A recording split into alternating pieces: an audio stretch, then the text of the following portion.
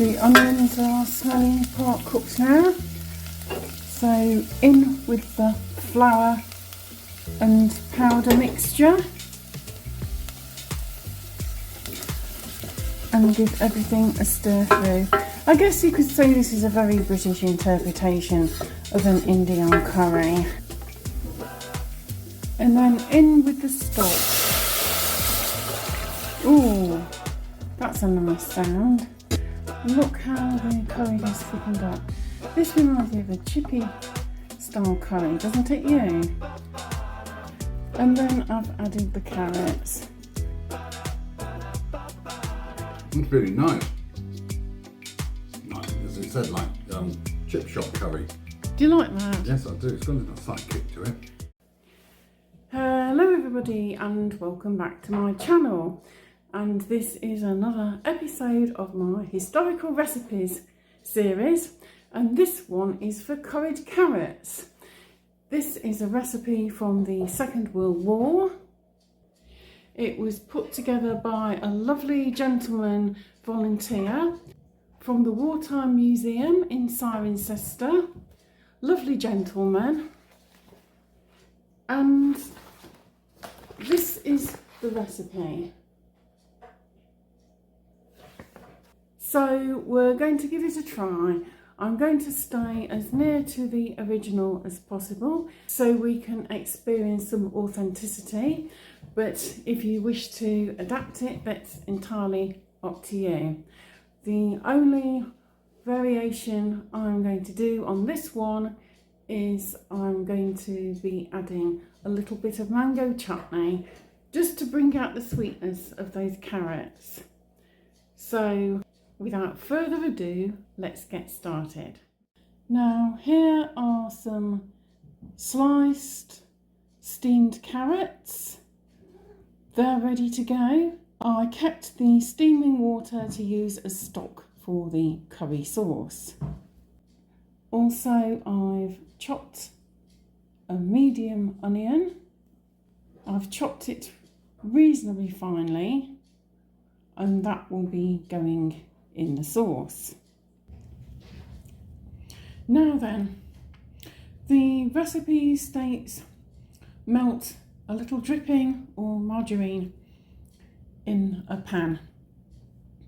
I would do that over medium heat, but I don't have margarine or dripping, and to keep it vegetarian I'm going to add a bit of this ghee. Now this is organic ghee.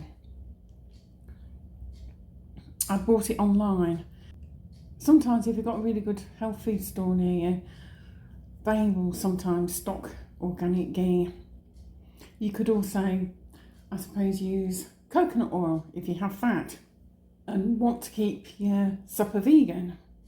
But during the Second World War, margarine or dripping may have been the only fats that you had to work with, unless you were lucky enough to have some lard or a little butter from your weekly ration. Here is the ghee melting over a medium heat. I'd say there's maybe a tablespoon max there. I actually need to at some point go and get some more organic ghee. I don't buy the ghee in tins because it has been refined. I only use organic ghee. You can make ghee, I've done that before. If you would like me to show you how to make your own ghee, which requires a goodly amount of butter, then drop a note in the comments.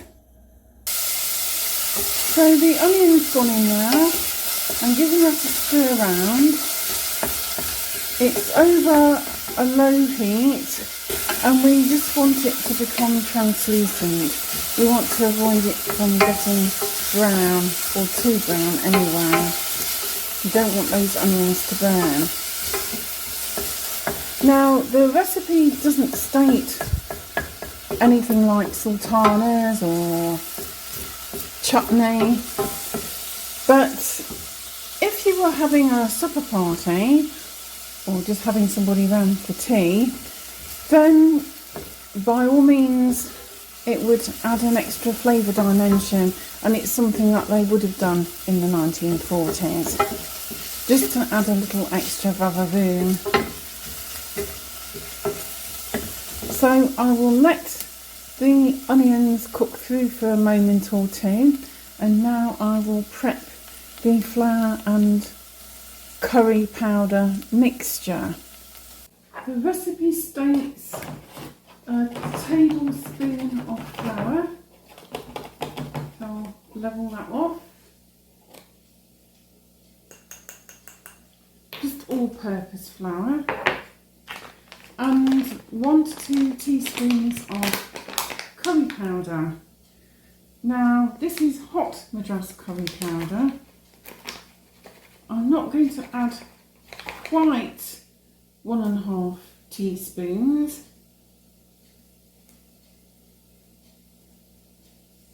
That's about 1.25. This is a 1/2 tablespoon measure, which is 1.5 teaspoons. And I'll give that a little stir round. The onions are slowly part cooked now. So in with the flour and powder mixture, and give everything a stir through. I guess you could say this is a very British interpretation of an Indian curry.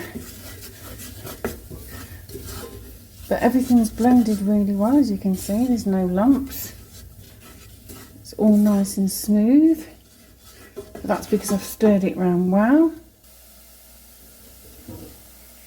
And then in with the stock. Ooh, that's a nice sound. And give that a good stir. Then we need to let that mixture simmer for about 15 to 20 minutes. It depends on the base of your pan. This is a thicker base, so it may take that 20 minutes. It already smells good though. Remember to stir periodically so you don't get any lumps in the sauce. Look how the curry has thickened up. This reminds me of a chippy style curry, doesn't it you? With those pieces of onion. Well, I think it's time to add the carrots. But what I'm actually going to do is, because we're not eating this till later, I'll pop in the carrots and a bit of chutney and then stir everything round and just turn the heat off and let it sit until later on, just for those flavours to develop. I'm adding just a little chutney, just a heaped teaspoon of mango chutney. And I'll give that a stir through.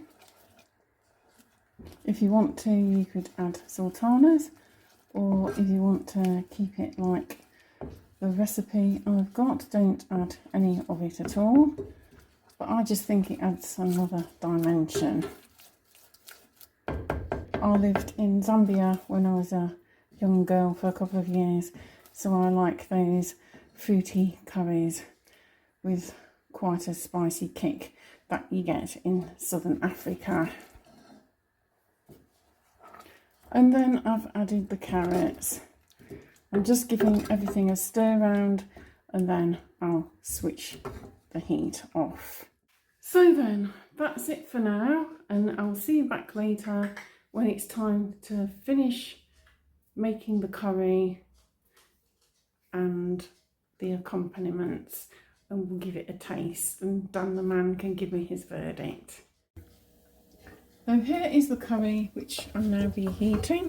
It will only take a few minutes. I'm doing it on a low flame. As you can see, it's thickened up. It is exactly like a chip shop curry.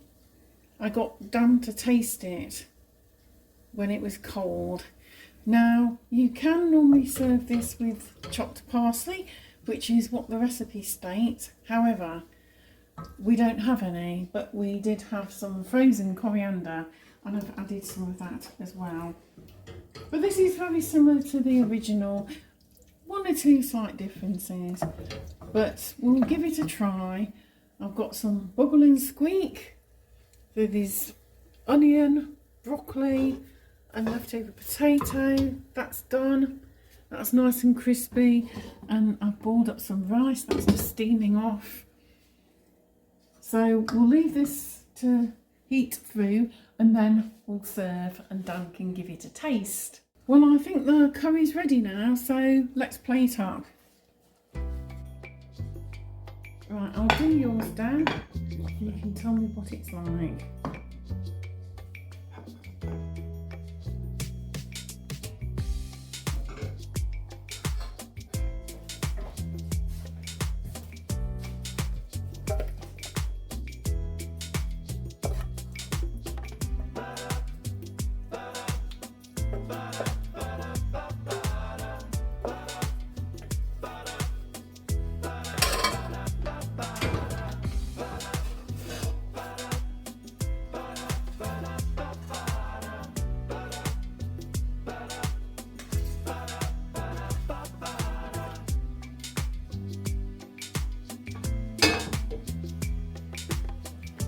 Right, here we go then, Dan.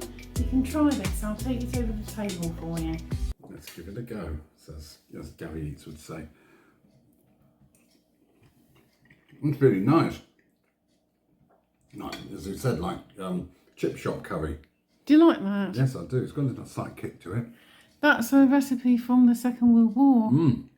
That was from the book that I paid £2 for. You know, when we went to Cirencester and we went to the Wartime Museum. It's from there. Yes, we did a video of that place. So what mark would you give that? It is a proper Second World War recipe. Top marks. It's lovely. Yeah. Can't fault It smells nice cooking, but I think the sauce is just like a chip shop curry sauce. Yes, it is. That's the sort of curry they would have had in those days. Thanks, babe. Enjoy. I will do. So that looks to be another successful recipe. It's really easy. Why not give it a try? And the sauce is very much like a chip shop sauce. So if you want to save money and you've got some chips, why not make the curry sauce? You'll get twice as much for a lot less money. Basically, just the price of an onion. And that's it. So if you enjoyed this video, please give it a like. Please comment. Have you tried this? Would you eat it? You can also add potatoes, cooked potatoes if you like.